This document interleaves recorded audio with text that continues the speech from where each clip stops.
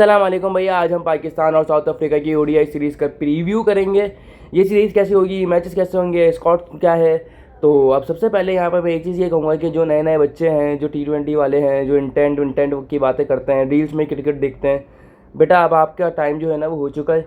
अब आप साइड हो जाइए, क्योंकि अब जो क्रिकेट होने वाली है वो आप नहीं देख सकते, क्योंकि आप बोर हो जाएंगे। ठीक है, पूरे दिन के मैचेस होते हैं, टेम्परामेंट और इम्पैक्ट और इंटेंट सब मिक्स होता है इसके अंदर। अब ये आपके बस की नहीं है ये क्रिकेट। तो आप जाके स्क्रॉलिंग करें, आप रील्स देखें, एस्थेटिक्स बनाएं, ठीक है, क्योंकि ये क्रिकेट आप नहीं देख सकते।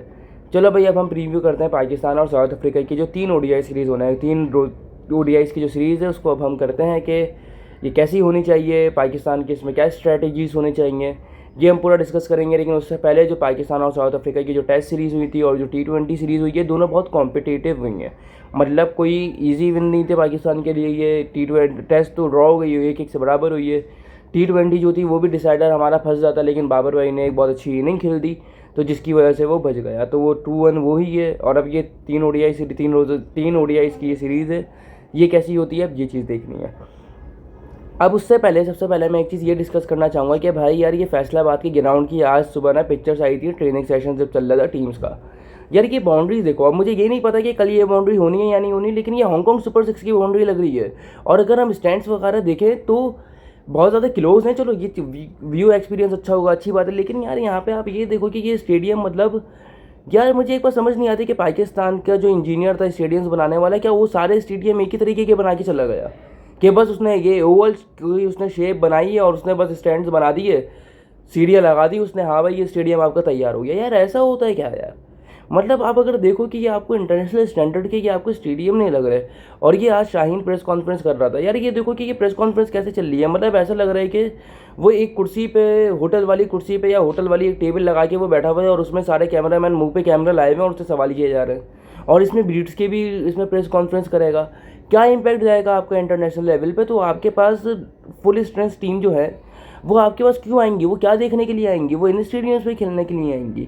आप लोग इन चीज़ों को अपग्रेड ही नहीं करते हो। और जब आप अगर आप अपग्रेड नहीं कर रहे हो तो आप इधर पर मैचेस क्यों करवा रहे हो। मतलब एक प्रेस कॉन्फ्रेंस का हॉल नहीं है यार उधर मौजूद। ऐसे तो नहीं होता है ना यार। फिर जाहिर सी बात है, फिर इंसल्ट फील होती है। तो ऐसी चीज़ नहीं होनी चाहिए।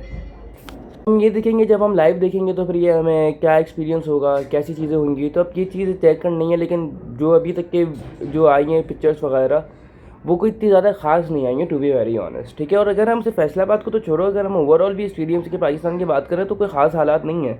हाँ, लाहौर का भी अपग्रेड किया, अच्छा हुआ है, लेकिन वो भी बहुत ज़्यादा अच्छा नहीं हुआ। जो एक इंटरनेशनल लेवल स्टैंडर्ड जो होता है, जैसे साउथ अफ्रीका में स्टेडियम्स है, इंडिया में स्टेडियम्स हैं, ऑस्ट्रेलिया न्यूजीलैंड वगैरह में स्टेडियम्स है, वो इंग्लैंड में स्टेडियम्स है, वो हमारे पास अभी तक के नहीं है।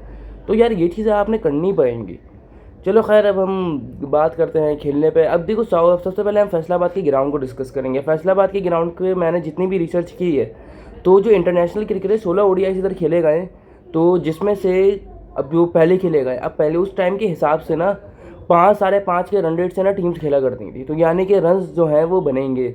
और फिर मैंने लिस्ट का भी निकाला, जो डोमेस्टिक का हमारे मैचेस होते हैं, जो हाई स्कोर बना हुआ है फैसलाबाद में, वो बना हुआ है 385 का, जो कि अच्छा खासा है। 370s भी बना है, 360s भी बना है, तो यानी कि एक हाई स्कोरिंग ग्राउंड आप इसको कह सकते हो कि ये हाई स्कोरिंग ग्राउंड है। लेकिन ये सारे मैचेस अब पहले के, अब ये नहीं पता कि करंट पिच कैसी बनेगी।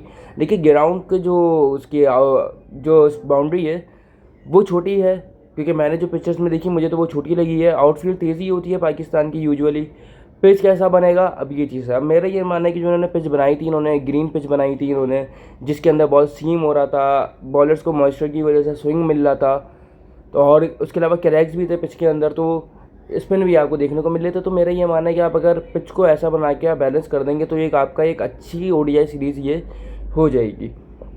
अब डिस्कशन यहाँ पे ये है कि भाई देखो, इंडिया साउथ अफ्रीका के पास जो बैट्समैन मौजूद है ना, उनके पास अपनी तो वो इतनी ज़्यादा खास टीम लेकर आए नहीं है वो। तो मेरा ये मानना है आपको इतना गंदा जलील करना है इनको कि ये अगली बार जब भी ये आए ना तो ये अपनी फुल स्ट्रेंथ लेके आए। आपको ये करना पड़ेगा, आपको यही मैसेज देना पड़ेगा। अब जो ब्रेविस है इनका बहुत ज़बरदस्त टैलेंट है, और ब्रीड्स के जो है इनका वो बहुत ज़बरदस्त टैलेंट है। अब जिस हिसाब का ग्राउंड है, जितना छोटा है, तो ये अच्छे रन्स यहाँ पे हमें लगा कर दे सकते हैं। और पाकिस्तान की तरफ से अगर हम कहें कि बाबर भाई को अपनी फॉर्म को कंटिन्यू रखते हुए सारे पॉजिटिव्स लेके फैसलाबाद जाना चाहिए और रन्स करने चाहिए। बाबर भाई प्लीज़ आपके रन्स हमें चाहिए, और मुझे उम्मीद है कि बाबर भाई सीरीज़ में इंशाल्लाह रन ज़रूर करेंगे। रिजवान भाई भी होंगे सीरीज़ में, जो कि काफ़ी सारे बात कर रहे थे। रिजू भाई, बाबर भाई ने भी रन्स मार दिए हैं, शाहीन के भी विकेट्स आ गई हैं। सब एक आप बचे हो, आप भी आके लपेट दो और आप भी ना ये आकिब जावेद की बजा दो जवाब दे के। हाँ भाई। और फिर अब हम यहाँ पे 11 पाकिस्तान की क्या होनी चाहिए यार। देखो मेरा ये मानना है पाकिस्तान की जो 11 होनी चाहिए, बॉलर से शुरू करते हैं। शाहीन होना चाहिए, ठीक है, कैप्टन है वो आपका, ठीक है। वसीम जूनियर होगा आपका, सही है। दूसरा आपका जो होगा, आपका तीसरा जो आपका बॉलर होगा वो आपका नसीम शाह होगा। मेरे ये 3-5 बॉलर होंगे, ठीक है। और चौथा आपका होना है आपका ये फैसल अकरम, स्पिनर होना है आपका, ठीक है। और नवाज होना है।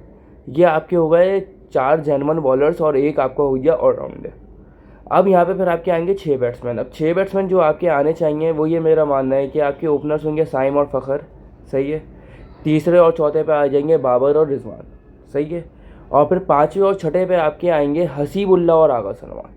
मेरी जो प्लेइंग 11 है वो ये है। हसीबुल्ला को मैं खिलाना चाहता हूँ, लेकिन हसीबुल्ला को खिलाने के लिए आपको रिजवान को बिठाने की ज़रूरत नहीं है, ठीक है। Hasibullah has the phenomenal record in domestic, कोई 51-52 का उसका लिस्ट का एवरेज है, तो उसको हमें कंटिन्यू करना चाहिए। वो 5वें नंबर पे फिट हो सकता है, हमें खिलाना चाहिए। आगा जी वैसे ही 6ठे नंबर पे खेल लेते हैं।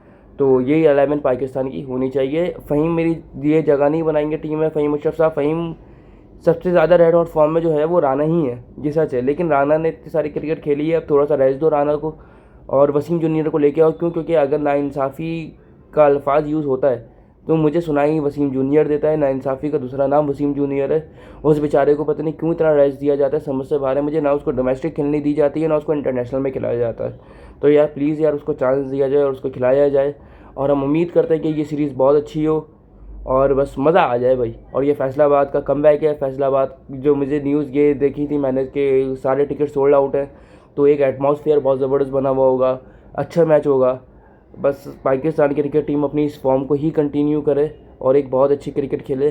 Best of luck Pakistan cricket team and Babar Azam. Love you all.